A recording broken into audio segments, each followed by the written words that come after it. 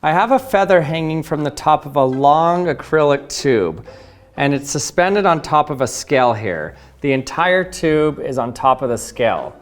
So when this feather drops, will the weight on the scale change as it's dropping? Well, to give you a hint, first let's look at a solid metal cube that doesn't have as much air resistance as this feather.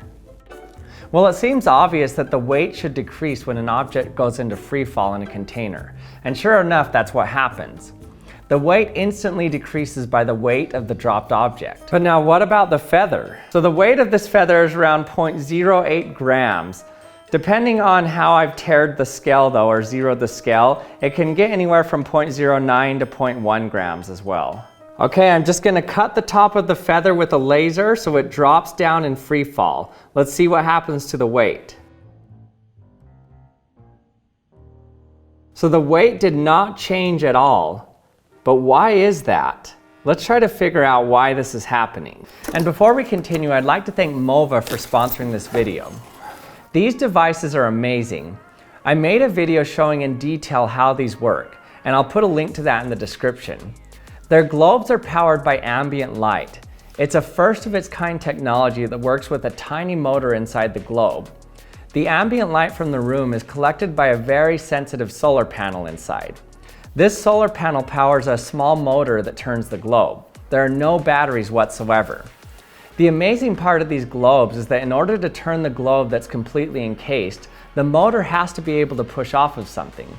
So there's a floating magnet that's anchored to the magnetic poles of the Earth, similar to a compass needle. Now these globes are available in over 40 designs, including world maps, outer space, famous artworks, and more. The Outer Space collection is really cool. It features graphics provided by NASA and JPL and includes planets, moons, asteroids, and constellation designs. Right now, they're having their biggest sale of the year. You can get 15% off all Mova globes by clicking the link in my description and using the code ActionLab15. Now let's get back to our experiment. When something is falling in air, it'll accelerate at first, but the faster it goes, the more air it pushes against it. So eventually, when it's going fast enough, the force of the air pushing against it is equal to the weight of the object.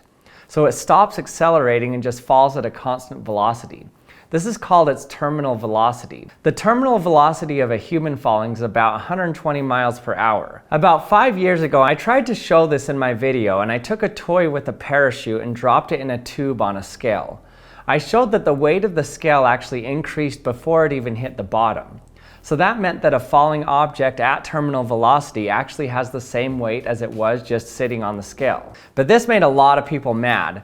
They said it was just because the parachute was trapping the air, so of course you would register the weight. Now, even though I proved this a different way by dropping the little toy figure in water and showing that it registered its entire weight before it even hit the bottom, but this wasn't good enough for the skeptics. So here I am again to show you that a falling object at terminal velocity still weighs the same as if it were just sitting on the scale. So in order to pull this off, we need to do it in a way that doesn't trap air in the container so people won't get mad at me again. So I'm not going to use a parachute, but I need it to be falling slow enough that it reaches its terminal velocity really fast. So instead I'm going to be using a feather.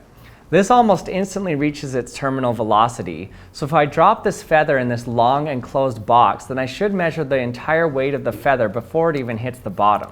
So I'm going to be putting it on this scale here. You can see I have it zeroed out as 0 grams. I have this long container here. I'll just hold it over the top like this and drop it. Follow it down. You can see it goes up before it hits the bottom. Okay, here we go. And drop. You can see it clearly went up before it hit the bottom. Okay, let's look at the slow motion footage, and you can see that the weight increases before it hits the bottom.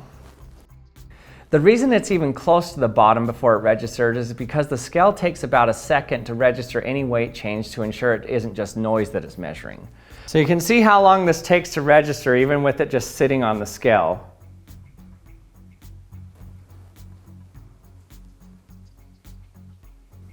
So how is the weight of a falling object being transferred to the scale? Well, it's because the air is being forced downward, being dragged along with the object. And this air has momentum. So this moving air transfers its momentum to the scale, causing the air to decelerate. So the scale registers that deceleration as a force. This deceleration can happen when it hits the bottom of the scale or even when it gets dragged along the sides of the container. Technically, you don't even need walls, but it's very hard to capture the momentum of all the air because it diffuses past the edges of the scale very easily. So the wall helps contain all the downward moving air. Sometimes the feather kind of touches the sides of the box.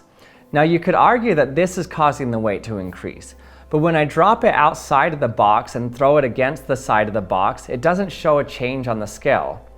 So the force of the slight drag from the edges of the feather isn't even enough to register it on the scale at all. It needs a constant, steady force to read on the scale. So I think that this shows very clearly that you can measure the weight of an object falling at terminal velocity. This means that if you could capture all the air from a parachuter overhead falling at terminal velocity on a scale, it would equal the weight of the parachuter. Now this is related to my experiment where I showed that when a drone is hovering over a scale, the scale will still register the weight of the drone. In fact, as long as you're capturing all the downward air from the drone, the weight will stay the same on the scale. But if you accelerate downward, the weight will decrease, or upward, the weight will increase. But actually, if the drone is moving downward at a constant velocity over the scale, then it will still register the entire weight of the drone, not a decreased weight. This is because even though the drone is throwing less air downward, the drone is moving towards the scale at a constant velocity, which adds to the total air velocity being thrown downward. So it's still the total weight of the drone. The same thing applies for a drone moving upward at constant velocity.